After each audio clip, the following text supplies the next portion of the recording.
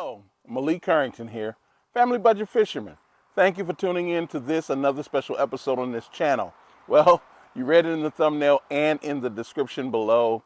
This is now my over 50 hours of fishing with this great combo, the Shimano Poison Ultima, paired with the Shimano Stella. Let's get started.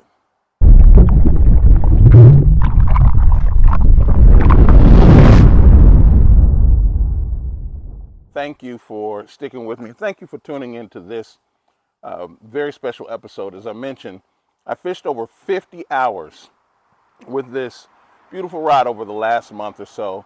I've caught over 40 fish. I can safely say over 40 fish. So yeah, less than 1 an hour, but there were some days it was real tough to fish. And I fished all kinds of baits, and we're going to talk about the kinds of baits that I caught. I almost forgot to mention the tech specs. This is the 7-foot medium light Shimano Poison Ultima paired with the 2500 size Shimano Stella HG spinning reel. And this is a 5:8 gear ratio. And I have, the fishing line is 8-pound test, Saguaro Tatsu 100% fluorocarbon. Now, and I've said this in a short, I got this on a deal. I didn't pay the full $41, which is what it costs where I live. It ranges between $39 and $41. But this medium light model is, let me read it right, the lure rating is 1/8 ounce on the low end, 7/16 ounce on the high end. And the line rating is 4-pound test to 8-pound test on here. And so 7/16 ounce is just about, it's 1/16 off of a 1/2 ounce. So as you see, or we'll see in the photograph of the baits, everything is actually, I think the highest thing I have on that table is 3/8 ounce, because I didn't get any heavier than that. And the main reason why is because I learned real quickly that once I got the 3/8 ounce, the special aspect of this rod combination lost its savor. Other competitors come in, the NRX Plus, the Shimano, even the Shimano Adrena can compete at 3/8 ounce and up. But I was going to say the St. Croix Legend Extreme, and several others. Some of you may have some Mega Bass models. Once the bait got heavier, the sensitivity was no longer as much of an issue as it is when you're at, say, my sweet spot, which is 3/16. 1/8 or 3/16 is what I prefer to throw on this rod combination. But those are the tech specs of this model. I want you to see something. Check this out. Yep.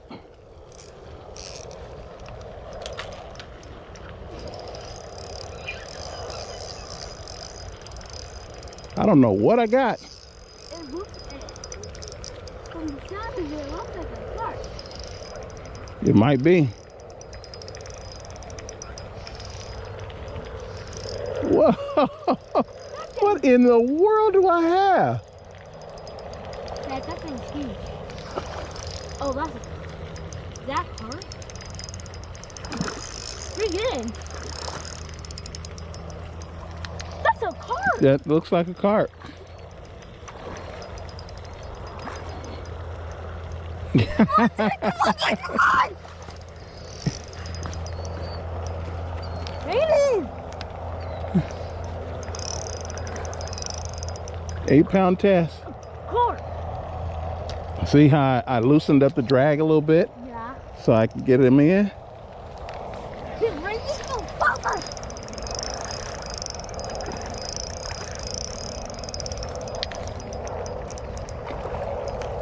Okay, I'm ready. That's a carp. You gotta wear them out, because I only got 8-pound test. Yeah, I think. Please don't break. Get him up. I want to keep this boy. Take your time.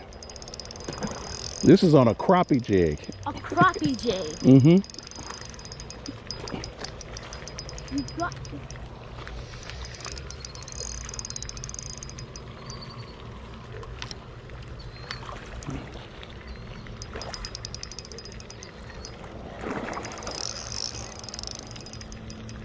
He's on the guy with the net. I was running over. I think I'm running over.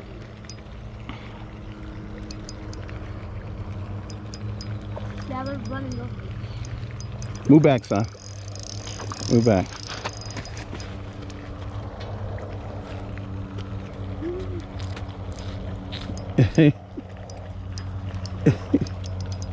My God.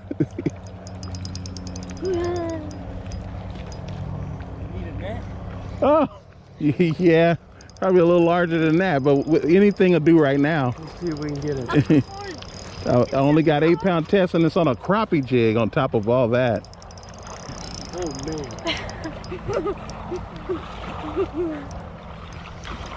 Come on!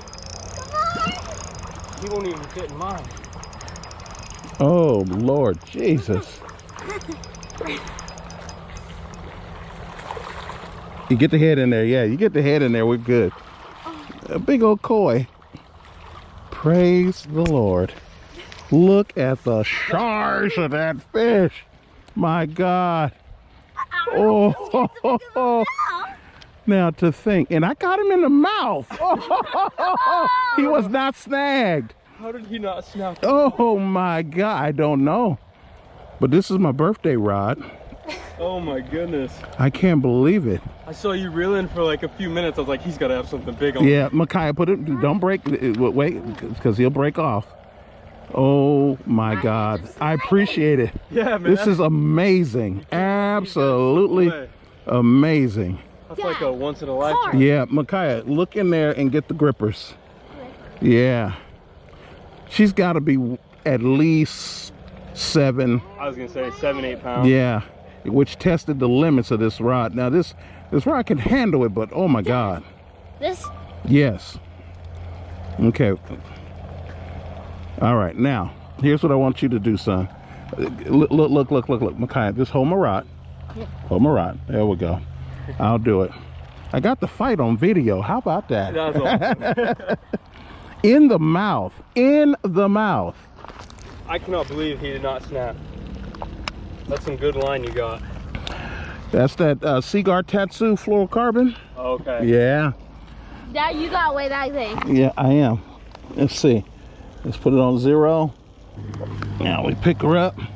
Oh my Lord Jesus. No way. Oh! 15 pounds.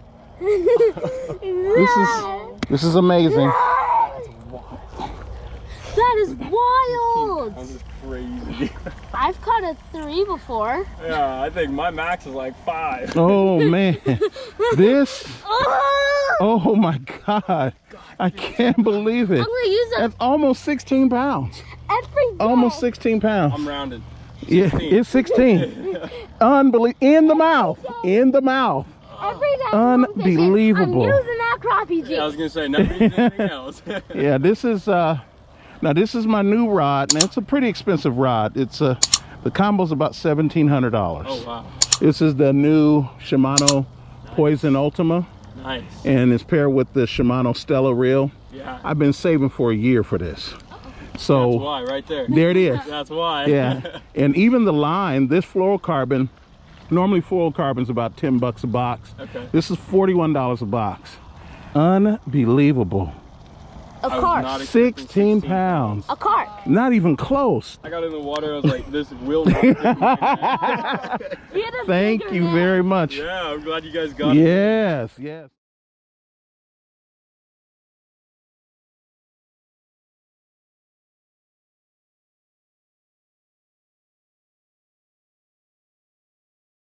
Well, what do you think?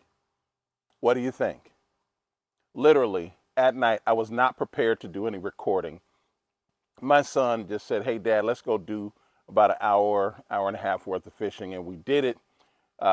He actually took some worms out. He didn't want to do any artificial baits. He wanted to do some worms. So he did his worms. I was with artificial bait. I didn't catch anything until literally my very last cast, and that's what you see. An almost 16-pound carp. I think it's a koi. And as you can see, I caught him, or caught her rather, with this little crappie jig. What I was fishing for was crappie. And I caught it on this setup, as you saw in the video and in the photographs, on this crappie jig right here. And this crappie jig, you know, just a little crappie jig here, 8-pound test, the Saguaro Tatsu. And I brought in a 27-inch, nearly 16-pound fish with this setup. Now, no, it wasn't a largemouth bass, which is what I was hoping. No, it wasn't a 4-pound crappie, which is what I would have hoped. But one thing that catch did do is it stressed the ultimate limits of the rod paired with this particular line. Because remember, the line is everything. Truly, your line is everything. And I just felt a nick right there, so I'm going to have to retie this. Your line is everything.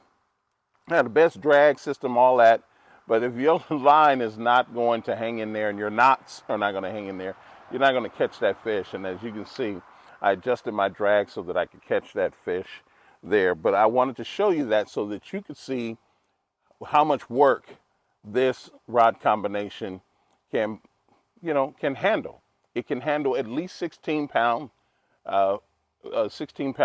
fish when properly adjusted for drag and so forth. And you got good hooks that don't bend. And as you can see, I caught that carp in the mouth. In the mouth. So let's continue forward. There are some things that I like about this rod, some things that I like less about the rod. And I can say overall, this rod is so important to my arsenal that it may go with me on every single occasion. Not just because of its price, but because of its sensitivity, and because of how it's handled. I can tell you this rod is not for every single occasion. Because as you can see, I'm going to show you right now all of the baits that I used with this rod. And as you can see, I used a lot of baits. I used bladed baits, chatter baits, spinner baits, bladed baits. I used crawl baits, both plastic and with skirts on them. I use reaction hard baits. So as you can see, the two square bills there, the popper, the lipless crankbait, the jerk bait, and the spy bait. I use the, as you can see there, the crappie baits. I got a spoon that I use there, some straight tail swim baits there, G-crack, some more traditional Kitech swim baits there, a grub sitting next to the underspin there, the Ned rig, the worms. I have straight tail worms, wacky style worms, curly tail worms, and of course tube jigs, and then my bigger curly tails, and last but not least the soft jerk baits. So as you can see, I used all kinds of baits to try to get a rounded idea of what this rod can do. And I'm going to say this to you. This will be the most information dense and exhaustive review that you will get on this rod, and particularly this combination. Number one, because this is the 4th time that I've recorded this, and I had to adjust it because I was going to edit the video last week, and then I caught that fish yesterday, and now I had to scrap all of the other videos because I was going to stitch them all together. And this is a new, fresh video with the additional fish catch. I caught all kinds of fish. Couldn't seem to get many of the big ones, many of the keeper size fish on video, but I got a bunch of pictures. as you can see, if you go over to Instagram, you'll see almost all of them. But I'll sprinkle a few throughout this video so that you can see them as well. Like this one here that I caught on a G-Crack. But I did. So, caught a lot of fish on it, on this rod combination. And I want to give you, that's why I use so many baits, is because I want to make sure that you get the best, the most in-depth information that you can. You will get videos where they'll emphasize more thing over another. For example, I didn't throw a drop shot on here, but the baits that you saw here are what I threw. I didn't throw a Carolina rig either.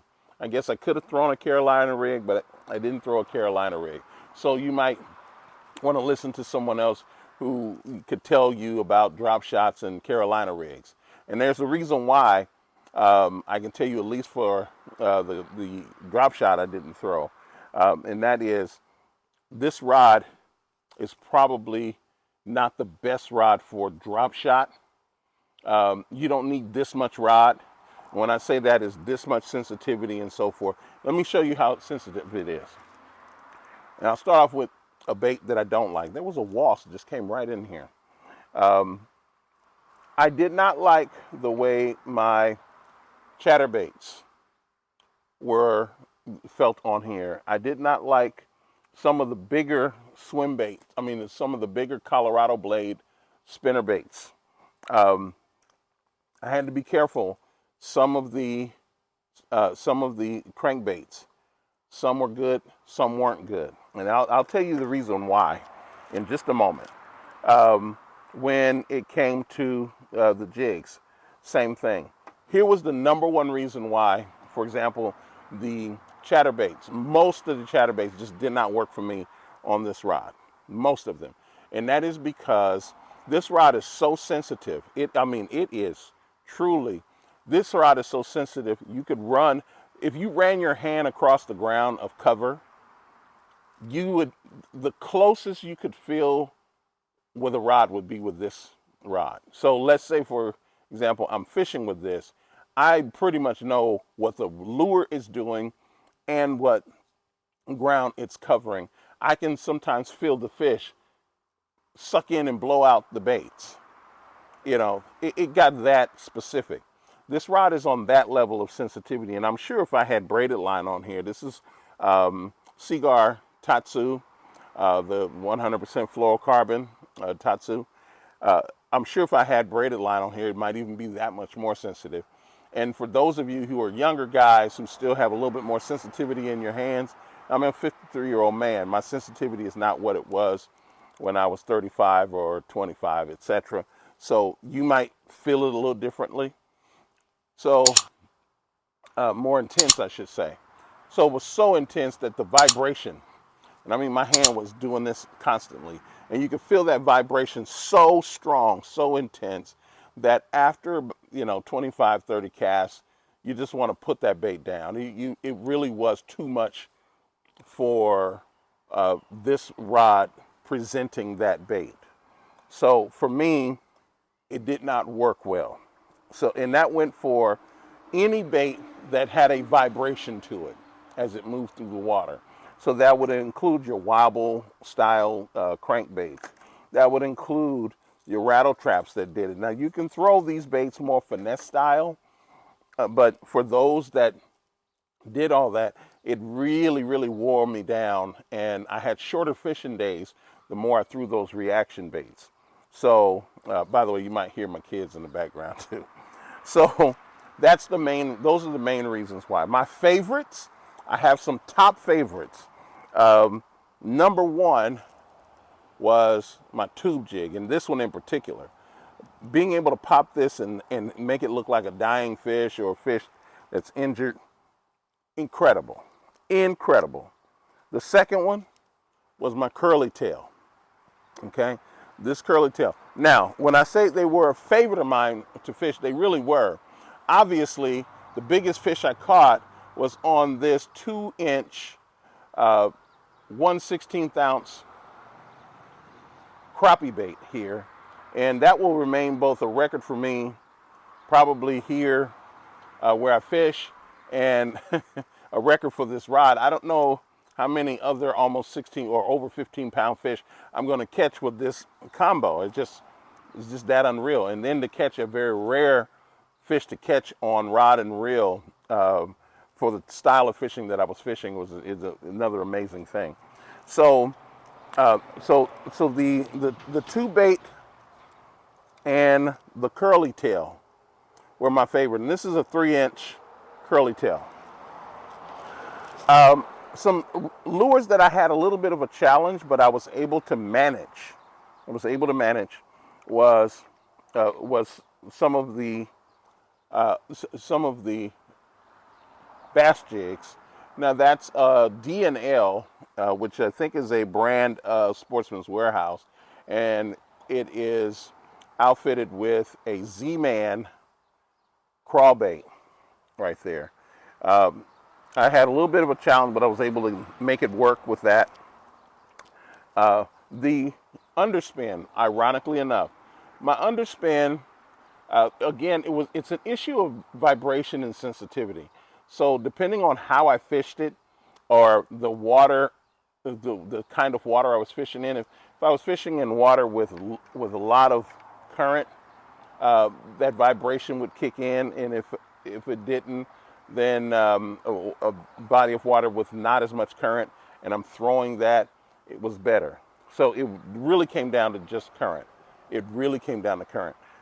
So, but all of those baits I had fun with, and I'll recommend this to you if you are going to step up your game when it comes to bottom contact fishing. So that transitions. Who is this rod for? This rod is for an experienced fisherman. Number one, experienced fisherman. You've been fishing at least 3 years, and you fish more than 3 times a month. This rod is for you because you'll know how to transition into the kind of fishing that this presents and out of it. If you bought this rod, let's say you could afford 5 of these combos at this level, $1,700 combos, and you started off here, your difficulty would be to learn how to throw a chatterbait, how to throw a spinnerbait, how to throw a crankbait, how to throw a jerkbait. Okay, those would be your difficulties, and those difficulties would translate into you not being as proficient with those other baits, because this one would spoil you in a certain type of fishing that you may not be prepared for. This is going to rewrite what finesse fishing is all about. And this actually turns power finesse fishing into its own category as well. And you'll see a lot of that for those individuals who will be throwing this. I actually plan on getting another rod, the medium. This is the medium light version. And to a lesser extent, those of you who are casting, this rod is a waste of your time if you're going to do casting. I recommend that you go all the way down to a Zodius. If you're going to stay with Shimano, go all the way down to a Zodius, maybe even a Corrado. I don't know, but I know at least a Zodius. If you're going to go on the Daiwa side, you would go all the way down to a Tatula, go down that far. But then you have the Bass X, you have the Omen series or even the G-Man Meta series on 13 Fishing, where you can go down to, you can go all the way down to probably the Dobbins Fury. That might be a little too low, but you know, to stay in the range of what you need in terms of reaction baits. But Dobbins Fury would be good. Bass X would be another one. You don't need this level of sensitivity. There are some things that are concerning to me, but I don't know how big of a deal it is. This lock nut right here is so, sometimes it makes a little noise. Let's see if you can hear it. If you can hear that noise, okay, that noise scares me, because when I'm hooking into fish, I can sometimes feel that, and in my mind it's, oh, the reel seat is loosening, and I mean not the reel seat, but the lock nut is loosening from the reel seat, and this $800 reel is going to fall while I'm trying to catch a fish. Now, That may or may not be happening right now, but that's just the way it feels to me. And that's a little concerning right there. And that's because carbon is wrapping onto carbon. It's not another softer material, which is real good for tightening things. When you're tightening onto something, it's hard onto soft, not hard onto hard, generally speaking. So that's a little concerning for me, but I don't know. In the long term, I'll let you know. Lastly, and don't come at me about where I put this hook. I saw Punch Fishing First Impressions. He actually has a hook keeper that he added down here. I'm going to do that, so don't give me grief over it. I know this. Some of you in the comments are just going to give me big grief over it, but please don't. I get it. I get it. There's no plastic to take off here. How about that? So these X guides, okay? I got into a heated discussion, intense, intelligent discussion with some of you subscribers over these guides, okay? And I want to tell you that now that I've had the number of hours of experience, these guides will be able to compete on this rod in this system with Torzite. And the reason why I say that is because I took some of my rods that have Torzite guides and I did my rod comparison in terms of sensitivity and overall responsiveness. I didn't see much of a difference. These guides, these X guides, will be able to compete with Torzite. Now, in terms of endurance, I don't know that yet. I've only had 50 hours on the water with this, so I don't know for endurance sake. But I can tell you in that 50 hours, I don't think that I could have gotten better performance from this rod had they had Torzite guide inserts on here than what they have on here now. What do they have on here now? It's not really easy to find out. And that's because Shimano never tells us. They never tell us what these rods are made of. Let's just be honest. Let's say 13 Fishing. 13 Fishing says, I have 46, these rods are made of 46-ton Toray graphite. Shimano don't say that. Shimano might tell us about what kind of wrapping that goes around the blanks, but they don't tell you what the blanks are made of. And they're not going to do that with the guides either. I don't think they will, at least. If you find something, a leaked information, let me know. But I don't think that they will. Suffice it to say, however, that what they have put together, I would say if I had to pay full price, or if I wanted to pay, because you never have to, but if I wanted to pay full price for this, I would get my money's worth. I probably wouldn't fish another rod, but I'd get my money's worth because of the kind of fishing that I do. Again, this rod is for you under a certain set of circumstances dealing with fishing. Lastly, let me close out with what can you afford. Every person watching this video can afford this rod. All of you can afford this rod. And I'm going to give you some overview on how you can afford this rod. Start with this in mind. Shimano is not trying to make an annual budget off of just selling a few of these through the various retail outlets and then calling it a run. No, they want to sell as many of these as humanly possible, as the business can support. And they want your money, every dime of it. And so I say this, they're going to continue to feed the demand until there is no more demand. Then they will do a new iteration of this rod in a few years. So for you, please understand that.